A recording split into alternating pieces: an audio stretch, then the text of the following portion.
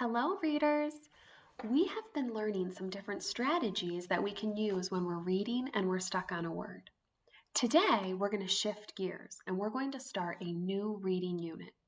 And in this reading unit, we're going to be talking about different types of reading materials and what their purpose is. So, in our classrooms, we have lots of different things that we read. Sometimes we read books just for enjoyment. Other times we read things to learn facts, or we read things that teach us how to do something. So today, I've brought some reading materials with me. These were some reading materials that I had around my house. And we're going to look at these different reading materials and we're going to see if we can figure out what the purpose is. Okay? Now, as I'm showing you some of these materials, you might be thinking, oh, I have something like that at my house, and you can give me a connection if you knew what the reading material was for. So the first thing I have today is a story about monkeys.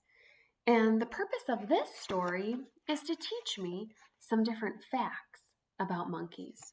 This book helps me to learn a little bit more about things that monkeys like and things that monkeys can do. Ooh, next I have with me one of my favorite cookbooks when I'm using my crock pot. So this cookbook helps me when I'm trying to figure out what ingredients I need when I'm cooking a recipe. So the purpose of this book is to help me when I'm cooking. Let's see what else I have here. Oh, I have a magazine next. As I'm flipping through this magazine, I can see that it has different things that I can do in the area that I live in the Finger Lakes. So this is a magazine that gives me some information about some things that I can do where I live. Let's see what else I have today. Oh, I have The Little White Owl. This is one of my favorite books to read to my daughter at bedtime. This is a story that we listen to for enjoyment at our house. We love learning about how the little white owl makes new friends. Let's see. Ooh, do you know what this is?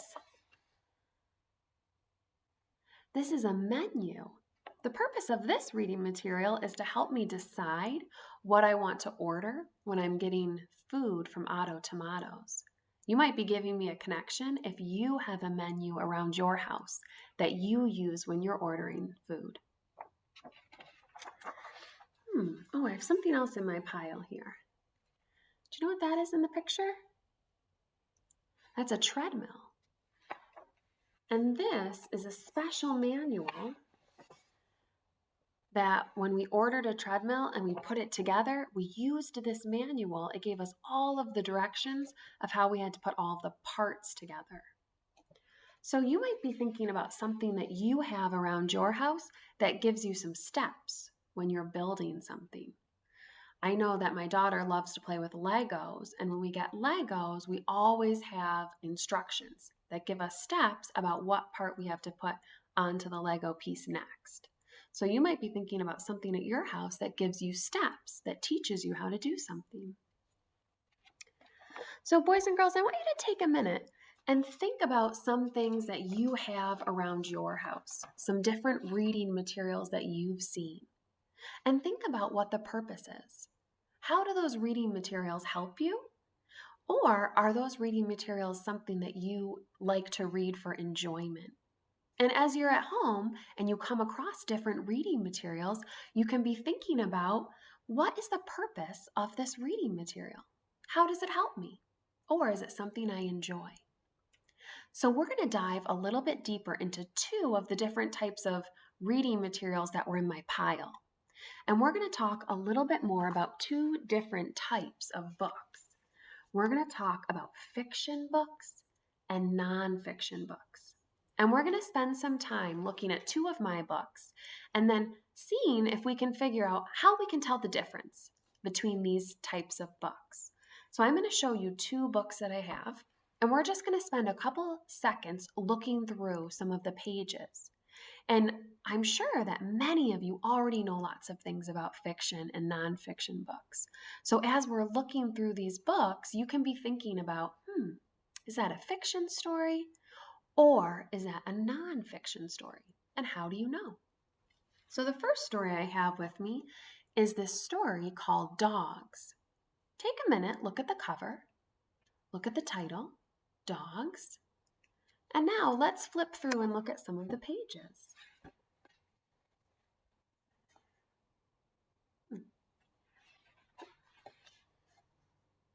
What are you noticing?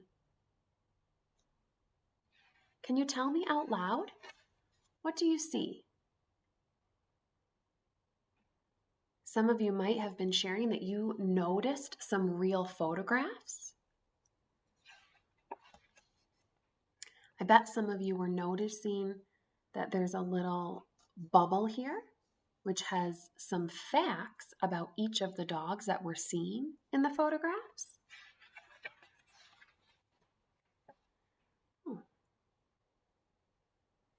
Here we have a photograph that gives us labels and tells us what breed of dog we're looking at.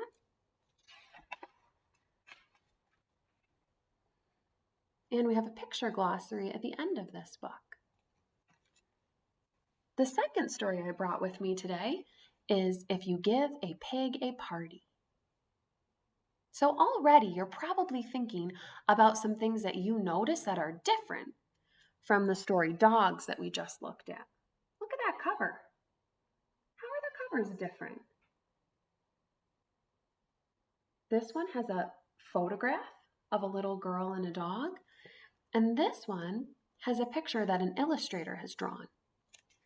So the covers are different. Let's take a peek at some of these pictures.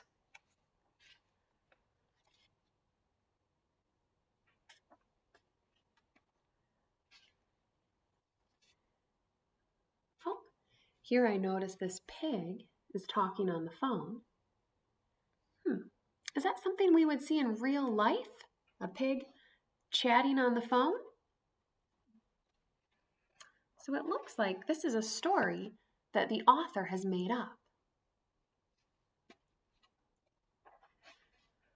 Look at this picture here. In the other story, we saw different types of dogs. Here, I'm noticing a bunch of animals. One of them's a dog too. And they're all riding on bumper cars. So now we're seeing animals that are on bumper cars. They're going for a ride. That tells me that this story, do you think this is a real story or something that's make-believe? Something that's make-believe. Yeah, something fun that the author has thought up. So one of these stories is a fiction story, and the other story is a nonfiction story. Which one do you think might be a fiction story? And which one do you think might be a nonfiction story? Well, we're going to take a peek at two posters that are going to give us some more information about what a fiction story is and what a nonfiction story is. And then we'll come back to our books and see if we can decide. So the first poster I'm going to show you is a poster that gives us some more information about what a nonfiction book is. It tells us that nonfiction books teach us information and facts. Nonfiction books are real. They have different text features, and that's like the table of contents or that picture glossary that we noticed in one of our stories. They have real photographs, and they're about real topics like holidays or animals or sports. So nonfiction books teach us information and they tell us about real facts. Give me a thumbs up if you were thinking that. I bet many of you are making a connection right now. So if nonfiction books teach us things that are real, what do you think fiction books are about? Can you share with me before you see our poster? Let's take a peek. Fiction stories are books that are make-believe or made-up stories. They're stories that aren't real, stories that the author has thought of an idea and then he or she has written. They have illustrations that the illustrators draw. They have characters that are doing different things. They're pretend, and they have a setting, which means somewhere that the story takes place. So now that we've learned a little bit more about fiction and nonfiction books, let's take a peek at the two stories we looked at earlier. Which story do you think is a nonfiction story? Something that teaches us information and is real. Can you tell me? Were you sharing the book Dogs? This is a nonfiction book. It teaches us information about dogs. And our story, If You Give a Pig a Party, that was a fiction book. It has illustrations and it's a make-believe story that the author has thought up. Now we're going to look at a few more stories and let's see if you can help me. When I hold up the book, I want you to tell me if you think it's a fiction book or a nonfiction book. And I'll show you the cover and then one of the pages inside. Are you ready? All right. This story is called Dolphins. Let's just quickly look through some of the pages.